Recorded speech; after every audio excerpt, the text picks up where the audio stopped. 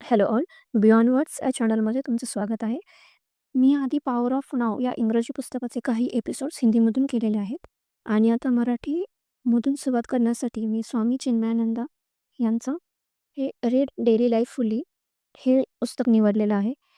या या पुस्तकामध्ये त्यांच्या सर्व लिखाणांमधून काही जे निवडक त्यांचं जे लिखाण आहे पासून बनवलेलं हे पुस्तक आहे, ज्यामध्ये 366 चॅप्टर्स आहेत आणि एका पेजवरती एक चॅप्टर, एक शॉर्ट त्यांनी आपल्या डेली लाईफसाठी गायडन्स म्हणून, एक मार्गदर्शन म्हणून हे बुक बनवलेलं आहे. सो सुरुवात करताना थर्ड चॅप्टरमध्ये आध्यात्मिक ज्ञानाची आपल्याला योग्य जीवनासाठी खरंच गरज आहे का? Is spiritual knowledge a must for right living हे पुस्तक.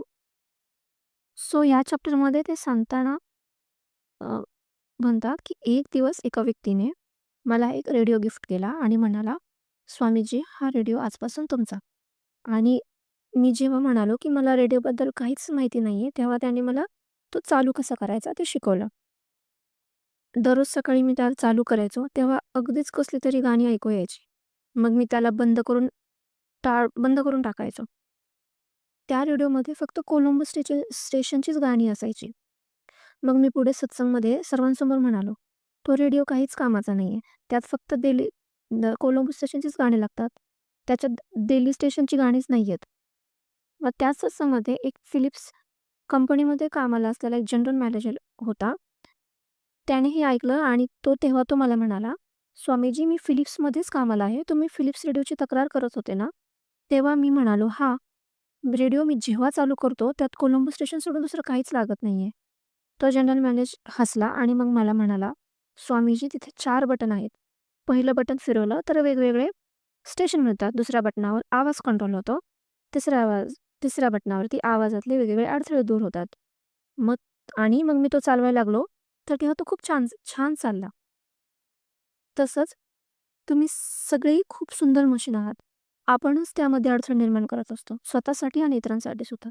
तुम्हाला माहीत नाहीये, हे जीवनच एक खूप छान आहे आणि आपल्याला एक ते गिफ्ट म्हणून आपल्याला मिळालं आहे. जन्मल्यापासूनच अनेक गोष्टी आपल्याला मिळत आल्या, पण त्याचा दुरुपयोगच आपल्याकडून होतो.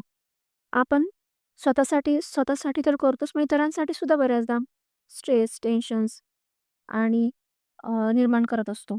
आपण आपल्या ग्रंथ साहित्यांचा अभ्यासच करत नाहीत. आपल्याला त्यामुळे माहितीच नाही की त्याच्यातून कसं स्वतःला मोठं करायचं, कसं ग्रो करायचं, त्याचा उपयोग कसा करायचा. आणि देवाने किती सुंदर जग निर्माण केलंय, पण आपण आपल्या निर्णयांनी, आपण आपल्या चुकींमुळे आपण त्याला पूर्ण खराब करून ठेवतो.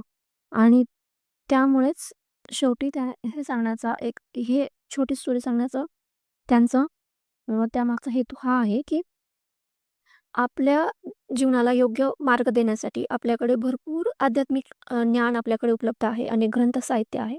पण आपण त्याचा उपयोगच करत नाही. आपण त्याचा अभ्यास करत नाही, त्याचं वाचन करत नाही. त्यामुळे आपल्याला नक्की जगायचं कसं? जसं रेडिओला नॉब होते, पण मी त्याकडे इतकं लक्ष दिलं नाही किंवा त्यांनी त्याच्याकडे तेवढं लक्ष दिलं नाही, फिरून पाहिलं नाही. त्यामुळे त्यांना ते कळालंच नाही की ते चालवायचं कसं? तसंच आपल्याला सुद्धा माहिती नाहीये की आपल्याकडे सुद्धा बरंच काही अवेलेबल आहे. अनेक गोष्टी आपल्याकडे आहेत, पण आपल्याला ते उपयोग त्याचा कसा करायचा हेच आपल्याला समजत नाहीये.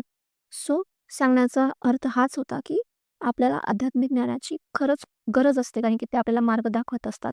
त्यासाठी आपल्याला आपलं जे अ, ग्रंथ साहित्य आहे, आध्यात्मिक ज्ञान आहे, ते आपल्याला योग्य मार्ग दाखवतं आणि आपण आपल्या जीवनाला एक योग्य वळण देऊ शकतो.